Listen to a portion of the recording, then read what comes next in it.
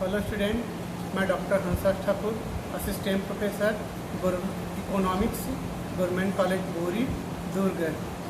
मैं आज आप लोग को एमए सेकेंड सेमेस्टर का second paper Indian economic policy के अंतर्गत यूनिट सेकंड, जिसमें हम पढ़ेंगे आज balance regional development. Balance regional development के अंतर्गत हम देखेंगे indicator cases changing scenario and policy measure to remove regional disparity.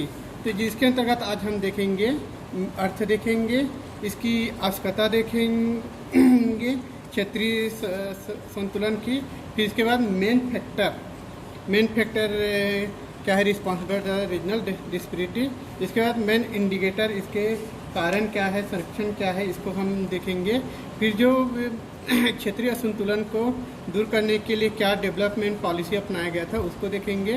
फिर पॉलिसी जो अपनाया गया था वो किस प्रकार से विफल हुआ, फेल हुआ, उसको देखेंगे। और फेल होने के बाद हम इसका सजेशन देंगे। तो आज हम इसके बारे में पूर्ण चर्चा करते हैं। तो सबसे पहले हम देखते हैं meaning of balance regional development.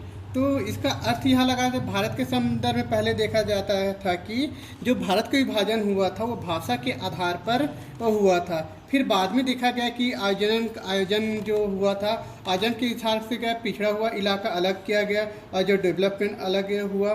तो इस प्रकार से हम देखेंगे किसी क्षेत्र का आर्थिक पिछड़ेपन जो है भूमि पर जनसंख्या के दबाव द्वारा देखा गया, कृषि पर अत्यधिक निर्भरता देखा गया, बड़े स्तर पर शहरीकरण की अनुपस्थिति देखा गया, कृषि एवं कुटीर उद्योगों की निम्न उत्पादन स्तर, आर्थिक पिछड़ेपन, यह सब देखा गया।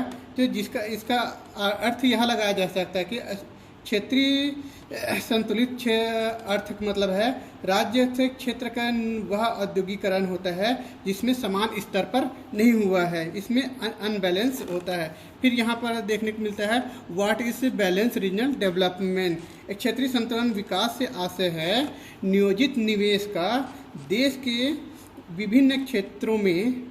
यह एक निवेश ऐसे वितरण की मांग करता है जिसमें देश के विभिन्न भागों में वृद्धि दर और क्षेत्रीय असमानताओं को दूर किया जा सके। तो संतुलित क्षेत्रीय विकास का अर्थ है कि औद्योगिकरण में आत्मनिर्भरता की प्राप्ति करना, अतः प्रत्येक प्रांत में एक जैसे या समरूप नहीं फिर भी बल्कि उद्योगों का पूरी तरह से प्रसार करना, उसका पिछड़ेपन के क्षेत्रों को क्या है पूर्णतः दर्शाते हुए उन क्षेत्रों को लिए विशेष रियायत देना, जिससे क्या है हमारी कृषि, उद्योग, संरचना, व्यापार, वाणिज्य आदि का अधिक से अधिक विकास हो सके। अब हम देखते हैं कि क्षेत्रीय संतुलन विकास की आवश्यकता, इसकी आवश्यकता क्या क्या पड़ती है। अब देखते हैं संतुलित क्षेत्रीय विकास की आवश्यकता। संतुलित क्षेत्रीय विकास की क्यों आवश्यकता पड़ी, इसके संदर्भ में हम आज पूरी तरह से चर्चा करते हैं। तो पहले जो आवश्यकता पड़ी थी जो है टू मेंटेनेंस पॉलिटिकल स्टेबिलिटी। इसके मतलब क्या होता है, राजनीतिक स्थायित्व बनाए रखने के लिए किसी भी देश के क्या है राजनीतिक स्थायित्व, आय और संपत्ति की क्षेत्रीय असमानताएं, जिसे यदि यह असमानताएं होगी तो वो राष्ट्रीय अस्थिरता संकट पैदा करेगी। हमको यह देखने को मिलता है बांग्लादेश जो आज एक स्वतंत्र देश बन गया, यही अस्थिरता की वजह से अलग देश बन गया। तो इसके लिए यह आवश्यक है कि राजनीति का एक राष्ट्रीय सुदृढ़ीकरण जन्म लेता है, जिसके लिए हमें एक क्षेत्रीय असमानताओं की यानी समानता की जरूरत आवश्यकता होती है। दूसरा हम देखते हैं टू ओवरकम सोशल इविट, सामाजिक बुराइयों से निपटना।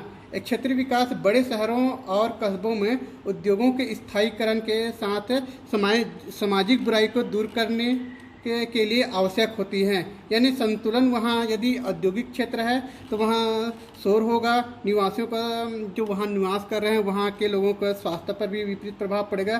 तो अतः संतुलित क्षेत्र के विकास के लिए यह आवश्यक है कि सामाजिक बुराइयों को भी दूर किया जा सके, इस प्रकार से होना चाहिए। तीसरा हम देखते हैं टू डेवलप एंड कंजर्व, यानी साधनों का विकास एवं संरक्षण। यह है कि साधनों का अधिकतम से अधिकतम विकास हो, यानी क्षेत्रीय विकास का लक्ष्य वहाँ पर होता है जहाँ पर साधनों को उपयोग में अधिकतम कुशलता की प्राप्ति होनी चाहिए। और विविध प्रकार की जो उद्योग की स्थापना हो रही है, जैसे खनिज है, कृषि है, मानवीय साधनों के लिए पूर्ण से उपयोग हो और उसकी संरक्षण और सहायता किया जाना चाहिए, तब हम उसकी आवश्यकता महसूस कर सकते हैं। चौथा देखते हैं, to develop the economic smoothly, यानी अर्थव्यवस्था में निर्विघ्न से विकास करना, यानी संतुलित क्षेत्रीय विकास में के अर्थव्यवस्था में यह सहायक होता है कि समान रूप से सभी क्षेत्रों का विकास किया जाए, यानी दूसरों की सहायता करके अपने क्षेत्र में क्या है, दूसरे क्षेत्र असंतुलित ना करके अपने क्षेत्र में सभी क्षेत्रों को संतुलित बनाएं। यानी इसके कारण से क्या है, अर्थव्यवस्था में जो स्थिति है, कीमत विभेदीकरण पाया जाता है, वो निम्न से निम्न हो सके, इस प्रकार से इसकी आवश्यकता होती है। पांचवा देखते हैं, to develop the economic rapidly, यानी अर्थव्यवस्था की तीव्रता से विकसित करना, यानी अर्थव्यवस्था से तीव्रता विकसित करने के लिए संतुलित क्षेत्रीय विकास का क्या है, समग्र उन्नति होना, सभी क्षेत्रों का विकास पर ही निर्भर ये करता है। अब छठवां देखते हैं, to minimise backward effect, to minimise backward यानी प्रतिक्रियापूर्ण प्रभावों को न्यूनतम बनाना। इसका मतलब यह है कि रोजगार में क्षेत्रीय अनाचार, अल्प विकसित देशों के लक्षण, क्षेत्रीय असमानता, इसको दूर किया जाना चाहिए।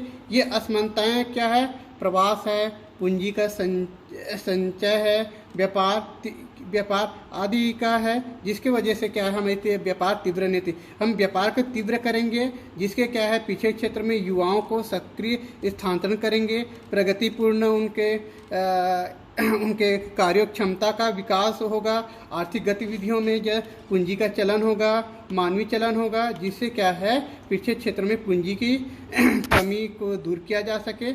इस प्रकार से क्या हम विकसित क्षेत्रों को मौलिक आवश्यकता प्रदान कर सकते हैं। इसके लिए यह संतुलित क्षेत्रीय विकास की आवश्यकता होती है। सातवां में है, टू प्रोमोट एंड स्क्योर, ये है to promote and secure larger employment opportunities. तो इसके अंतर्गत है रोजगार के अधिक अवसरों का संवर्धन और प्राप्ति करना, यानी क्षेत्रीय संतुलन अल्प विकसित देशों में निम्न आय, रोजगार और उत्पादन स्तर की ओर ले जाते हैं। उद्योग को विभिन्न क्षेत्र में बिखराव पिछड़ेपन को न केवल संरचना का संवर्धन करता है, बल्कि रोजगार के अवसरों को बढ़ाने में भी सहायता करते हैं। यानी हम कह सकते हैं उनके प्रति व्यक्ति और उत्पादन में वृद्धि होती है, जिसके लिए क्या है, यह क्षेत्रीय संतुलन की आवश्यकता होती है। अब हम देखते हैं man factor responsible for the regional disparities. इसके अंतर्गत देखते हैं पहला जो है हिस्टोरिकल कॉसेस, यानी इसका मतलब होता है कि अर्थशास्त्र विद्वानों का मानना है कि असंतुलन का आरंभ जो है अंग्रेजों से हुआ। जैसे मुंबई, कोलकाता, चेन्नई जैसे अंग्रेज पहले बसे और वहाँ का तीव्र विकास किए। महाराष्ट्र, पश्चिम बंगाल ये क्या है, समुद्री सीमा से लगे हुए, तो यहाँ अधिक व्यापार गतिविधियाँ बढ़ी, जिसके वजह से क्या है, यहाँ उन्नत क्षेत्र बनना शुरू हुआ। दूसरा हम इसके कारण देखते हैं कि दूसरा है encouragement by government. Encouragement by government का मतलब है सरकार द्वारा प्रोत्साहन। कुछ क्षेत्रों में जैसे पंजाब है, हरियाणा है, महाराष्ट्र, गुजरात, तमिलनाडु आदि क्षेत्रों पर क्या है, सरकार अधिक राजकोषीय प्रोत्साहन, साख सुविधाओं को अधिक प्रोत्साहन देते हैं, जिसकी वजह से क्षेत्र अधिक विकास कर रहा है। तीसरा हम देखते हैं कि नेचुरल कॉसेस यानी प्राकृतिक कारण। कुछ एक क्षेत्र जैसे होते हैं जो प्राकृतिक कारण से उन्नत होते हैं। पंजाब का भूमि क्या है, कृषि उपजाऊ भूमि है, नदियां हैं, कृषि सहायक उन्नत। राजस्थान, उसके अंदर राजस्थान देखें जहां पर डेवलप नहीं है। तो इस तरह से मुंबई को, कोलकाता, चेन्नई आदि भौगोलिक स्थिति से खुशहाल है, व्यापारिक वाणिज्यिक केंद्र है, जिसकी वजह से क्या है, यह प्राकृतिक कारण भी निर्भर करता है। चौथा देखते हैं न्यू टेक्नोलॉजी ऑफ एग्रीकल्चर, कृषि की नई प्रौद्योगिकी।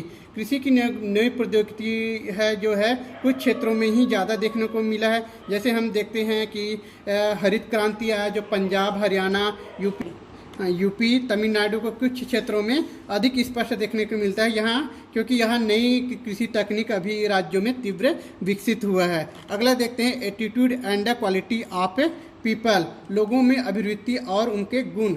कुछ क्षेत्रों में रहने वाले लोगों के में क्या है, अभिवृत्ति मेहनती होते हैं, उद्यमी होते हैं, उत्तम विचार के होते हैं, जिसके कारण से वह अधिक विकास कार्य कर, जैसे पंजाब और हरियाणा के जन्म से ही कृषि का स्वभाव पाया जाता है। महाराष्ट्र गुजरात में है क्या है, व्यापारिक प्रवृत्ति अधिक देखने को मिलता है। और इसी प्रकार से पर्वतीय क्षेत्र यूपी बिहार इस क्षेत्रों में क्या है, पिछड़े होने की स्थिति देखने को मिलता है। छठवां देखते हैं इंफ्रास्ट्रक्चर संरचना। इंफ्रास्ट्रक्चर क्या है, जिन क्षेत्रों में है परिवहन है, संचार, विद्युत, बीमा, बैंक आदि सुविधाएं विकसित हो चुकी है और निवेश आदि उसके क्षेत्र में अधिक निवेश बढ़ता है, जिसके वजह से वो क्षेत्र अधिक विकास करता है। दूसरी ओर हम देखते हैं कि उड़ीसा है, उड़ीसा जैसे बिहार है, यहाँ खनिज संपदा तो है मगर क्या है, इंफ्रास्ट्रक्चर का विकास नहीं है, इस कारण से यह क्षेत्र आज भी पिछड़े हुए क्षेत्रों में गिना जाता है। अब सातवां देखते हैं लैक ऑफ बेसिक फैसिलिटीज़, यानी आधारभूत सुविधाओं की कमी। कुछ प्रांतों में क्या आधारभूत सुविधाएं जैसे शिक्षा, स्वास्थ्य, सड़क, पीने के पानी, बिजली आदि का अभाव होता है, जिसके वजह से वह क्षेत्र क्या है, पिछड़े होते हैं। और कुछ क्षेत्र में क्या है, इसकी अधिक क्षमता वृद्धि तो होती है। अब अगला देखते हैं poor growth of the ancillary unit in backward state, यानी पिछड़े क्षेत्रों में औद्योगिक इकाइयों का कम विकास होना।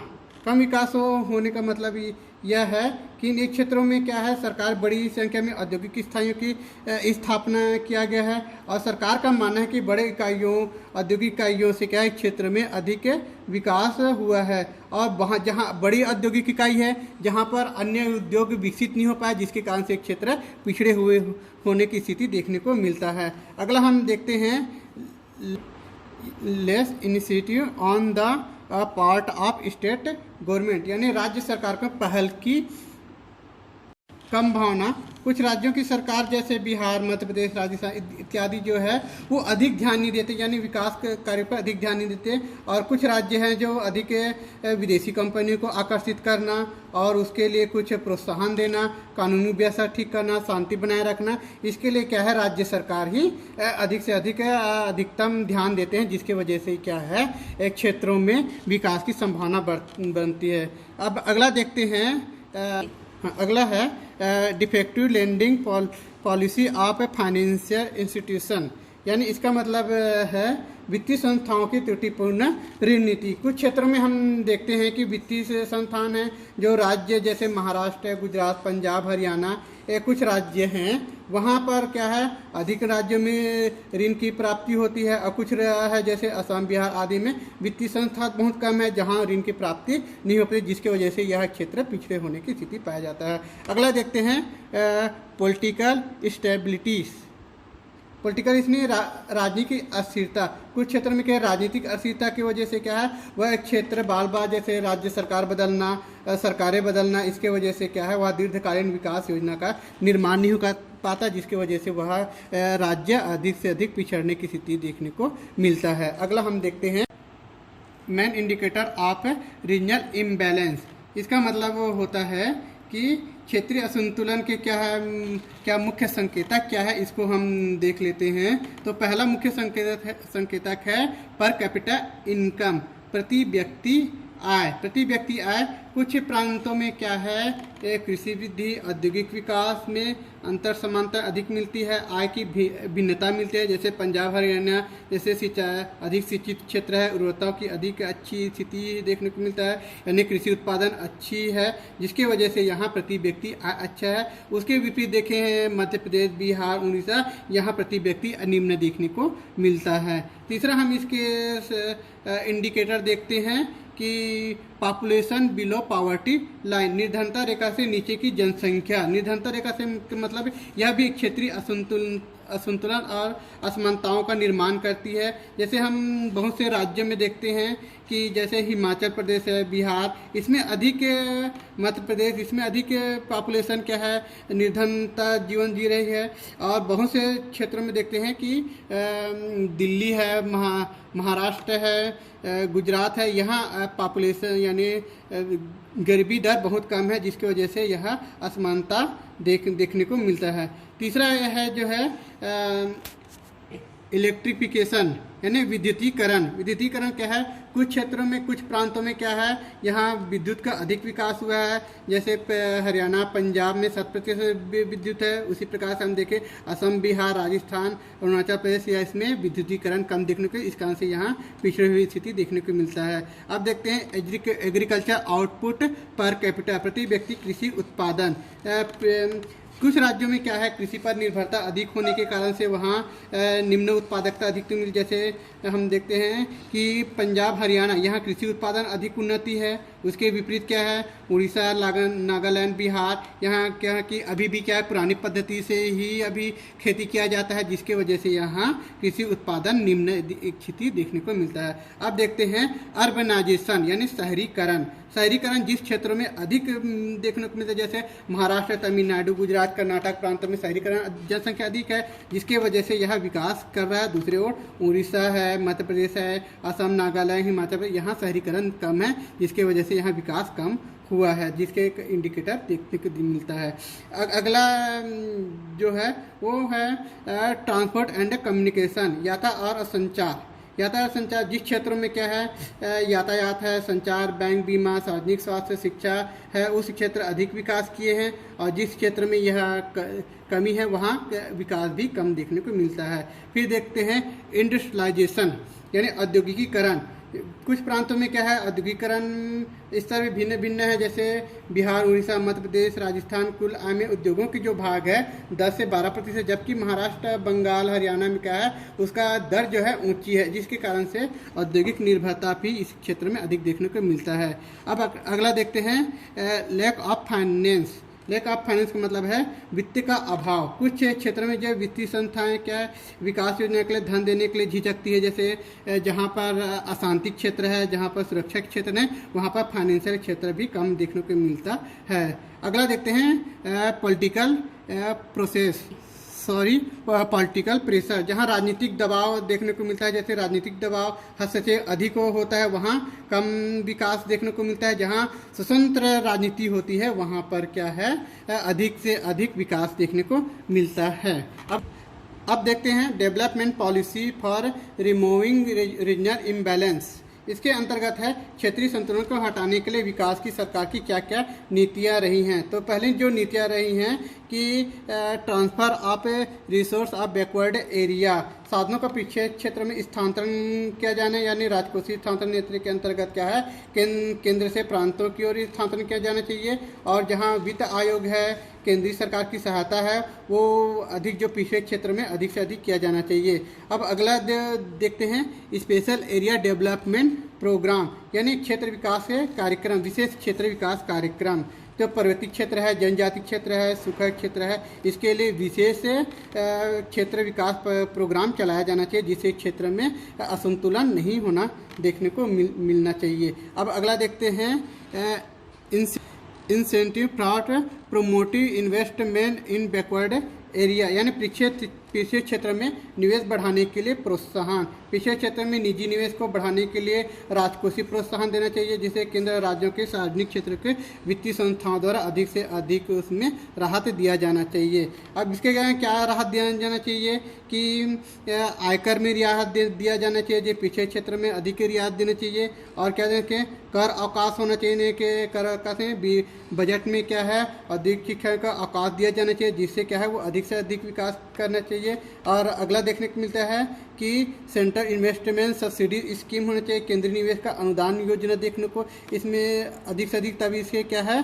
क्षेत्रीय असंतुलन दूर हो सकता है। और अधिक से अब देखते हैं ट्रांसपोर्ट सब्सिडी स्कीम, यानी क्या है, यातायात वित्तीय सहायता योजना प्राप्त देना चाहिए, जो पिछड़े क्षेत्रों में अधिक से अधिक इसको प्रचार किया जाना चाहिए। अगला हम देखते हैं promotive for new financial institution, यानी पिछड़े क्षेत्र में क्या है, नई वित्तीय संस्थाओं का संवर्धन करना चाहिए, विकास किया जाना चाहिए। अगला हम देखते हैं स्टेट गवर्नमेंट इंसेंटिव, यानी प्रांतीय सरकारों को प्रोत्साहन अधिक से अधिक दिया जाना चाहिए, जिससे क्या है वो लोगों को अधिक प्रोत्साहन दे सके, बिजली पानी का कैसे अधिक से लाभार्थी तक पहुंचा सके, इस प्रकार से उसको रियायत दिया जाना चाहिए। और क्या है मिसलेनियस मेजर्स, यानी विविध उपाय। विविध उपाय मतलब क्या करना चाहिए कि फुटकर उपाय है, औद्योगिक लाइसेंस के पिछड़े क्षेत्रों को प्राथमिकता दिया जाना चाहिए, और प्रांतीय सरकार को क्या है संरचनात्मक विकास के लिए केंद्रीय योजनाओं का विशेष अनुदान योजना दिया जाना चाहिए, जिससे अधिक से अधिक विकास कर सके। अब हम देखते हैं फेल्वर इन रिमूविंग रीजनल इम्बैलेंस। इसके अंतर्गत हम देखते हैं समृद्ध राज्यों ने अपने अतिरिक्त साधनों कुछ अतिरिक्त प्राप्त किया, जिसे निर्धनता का क्या है स्थानांतरित करने में मना कर दिया। इसके कारण से यह योजना विफल हुई, क्या है क्षेत्रीय असमानता बढ़ी है। दूसरा हम देखते हैं निर्धन राज्यों में आत्मनिर्भरता का अभाव है। इस प्रकार से क्या है समृद्ध प्रांतों का साधन का स्थानांतरण नहीं हो पाया, जिसकी वजह से यह क्षेत्र पिछड़े हैं। अगला हम देखते हैं पिछड़े क्षेत्रों को अधिक क्षेत्र विकास के कार्यक्रम का अभाव देखने को मिलता है। पिछड़े क्षेत्रों में क्या है जो परियोजनाएं चल रहे हैं उसका अभाव देखने को मिलता है। अर्थव्यवस्था सुधारने में असफल रहे हैं, वित्तीय संस्थाओं का प्रभाव नहीं देखने को मिलता है। इस प्रकार से क्या है क्षेत्र विफल रहे हैं, जिसके वजह से क्या है यहाँ क्षेत्रीय असमानता अधिक से अधिक बढ़ते हैं। तो क्षेत्रीय असमानताओं को दूर करने के लिए उपाय कुछ हम दे सकते हैं। जैसे पिछड़े क्षेत्र क्या है उपाय कर सकते हैं। जैसे पहले क्षेत्र क्या है सिमिलर आउटलुक फॉर ऑल, यानी एक समान व्यवहार किया जाना है। केंद्र सरकार को इस प्रकार से समान व्यवहार किया जाना चाहिए कि सभी क्षेत्रों को एक मापदंड दिया जाना चाहिए, और पिछड़े क्षेत्रों का पहचान कर अधिक से अधिक विकास योजना प्रारंभ किया जाना चाहिए। तीसरा हम देखते हैं सेपरेट स्टडीज फॉर डेवलपमेंट, यानी पृथक विकास कार्यक्रम। जैसे यूपी बिहार है, मैदानी क्षेत्र है जहाँ जनसंख्या का दबाव अधिक है, कृषि स्थिरता है, खनिज पदार्थों संसाधन नहीं है, उस क्षेत्र में क्या है विशेष योजना चलाई जानी चाहिए। परिवहन साधनों का विकास, सामाजिक संस्थाओं का विकास, सभी क्षेत्रों का विकास करके उस क्षेत्रों को विशेष प्रोत्साहन दिया जाना चाहिए। अगला हम देखते हैं एडिकेट फिस्कल फंड, यानी पर्याप्त राजकोषीय। केंद्र सरकार को चाहिए कि पिछड़े क्षेत्रों के लिए उनकी आवश्यकता और महत्व के अनुसार से कोष उपलब्ध कराए। क्षेत्रों के विकास के लिए बड़ी बड़ी परियोजनाओं को वहां निवेश करने के लिए प्रोत्साहन दिया जाना चाहिए। इस प्रकार से क्षेत्र का विकास हो सके और क्षेत्रीय असंतुलन दूर हो सके। हम देखते हैं अगला देखते हैं separate plan for different backward regionals, यानी हम तो विभिन्न क्षेत्रों के लिए अलग रणनीति होनी चाहिए। पिछड़े क्षेत्र ग्रामीण है, लघु उद्योगों को क्या है अधिक से अधिक प्रोत्साहित कार्यक्रम देने चाहिए, जिससे मूलभूत सुविधाएं बिजली, पानी, जल, परिवहन, संचार साधनों का अधिक से अधिक विकास हो। अधिक से अधिक से केंद्र सरकार को प्रोत्साहन दिया जाना चाहिए। अब देखते हैं state on the industrial development, यानी क्या होना चाहिए कि जो क्षेत्र हैं औद्योगिक विकास पर अधिक बल देना चाहिए। जैसे बिजली है, पानी, यातायात, दूरसंचार, मूलभूत जो सुविधाएं हैं ये पिछड़े क्षेत्रों के लिए बड़े पैमाने पर देना चाहिए, और उद्यमों को ऋण रियासत देना चाहिए, और जिसकी वजह से वो अधिक से अधिक क्षेत्रों में निवेश करके अधिक से अधिक वो क्षेत्रीय असमानताओं को दूर कर सके। और इसके कहते हैं अदर सजेशन मतलब क्या होता है पिछड़े क्षेत्र में से शिक्षा का अधिक से अधिक प्रचार किया जाना। पिछड़े क्षेत्रों के विकास के लिए क्या है जो नई स्कीमें हैं इसी जो पिछड़े क्षेत्र में पहले से प्रोत्साहन दिया जाना चाहिए। और क्या जाना चाहिए जो बैंकिंग संस्थान है वहाँ रियायती दर पर ऋण उपलब्ध कराया जाए, जिसके यहाँ क्षेत्रों में क्या है लोग अधिक से अधिक फाइनेंस का लेके अपना रोजगार स्वरोजगार स्तर ले सके। अगला हम देख सकते हैं कि जो प्राकृतिक संसाधन है उसका क्या है अच्छे से दोहन कर सकें, यानी पिछड़े क्षेत्रों को क्या है बढ़ाने के लिए हम यह कर सकते हैं कि क्षेत्रों में आत्मनिर्भरता बनाने के लिए जो भी चहुमुखी विकास की योजना है, कार्यक्रम है, जो पंचमुखी योजना जो चलाई जाती है सरकार के द्वारा, इन बैकवर्ड एरिया में अधिक से अधिक प्रोत्साहन दिया जाना चाहिए। हम निष्कर्ष रूप में यह कह सकते हैं कि कुछ राज्य आज भी अधिक विकसित हैं और कुछ राज्य आज भी बहुत पिछड़े हुए हैं। तो इनके यदि देश का हमको संतुलित विकास करना है तो सरकार को क्या है सरकार सामाजिक सभी क्षेत्रों को सभी लोगों को मिलकर काम करना चाहिए, जिससे क्या हम क्षेत्रीय असंतुलन दूर कर सके और देश को क्या है संतुलित क्षेत्र विकास कर सके, समान विकास कर सकते हैं। धन्यवाद।